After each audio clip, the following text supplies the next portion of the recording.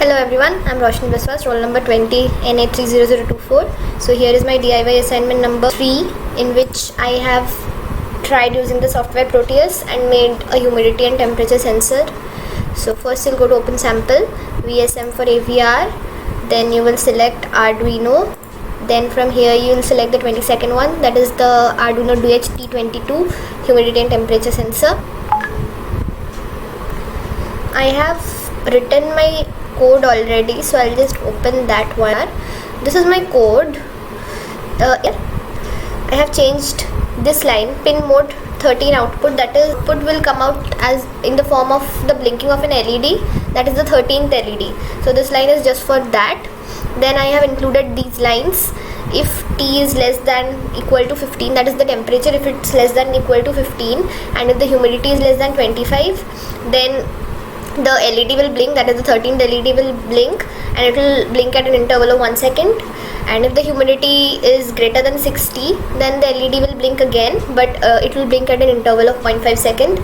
So again, then if the temperature is greater than 28 and the humidity is less than 25, then it will again glow, and that will be an interval of 1 second. And if the humidity is greater than 60, then it will glow at an interval of 0.5 second. So here is my code. You just have to build it after this. I have built it already, so you can see there are no errors in the code. So let us go back to the schematic capture. Where in the schematic capture you need to edit the properties. So here I'll go with 12 and here with 20. Let us see. Now we are going to run the simulation. You can see here the LED is gonna blink. Just see, an interval of 1 second. And again. Okay, so I'll stop the simulation and I will again edit the properties. I'll make the 65. I'll again run the simulation. You can see it will blink at an interval of 0.5 second.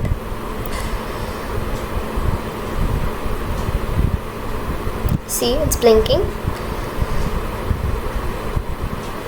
So this is my first Arduino Proteus project. Okay, so here we will do the second project. Open sample, VSM for AVR, Arduino, and the fourth one, Arduino and RGB common cathode LED. We'll open it. Let me just open the previous file in which I have already made the modifications in my code. So here it is. I have modified over here. You can see pin mode 13 output. This is actually used for getting the output at the 13th pin LED. Then I have made changes in the loop. This is used for the LED will be switched on for 0.5 second in the first part of the wave, and it will be switched off for 1 second. And in the second part of the wave, it will be on for 0.25 second and off for 0.5 second. In the third part of the wave, the LED will be switched on for 2 seconds and it will be switched off for 4 seconds. So after that, you'll build.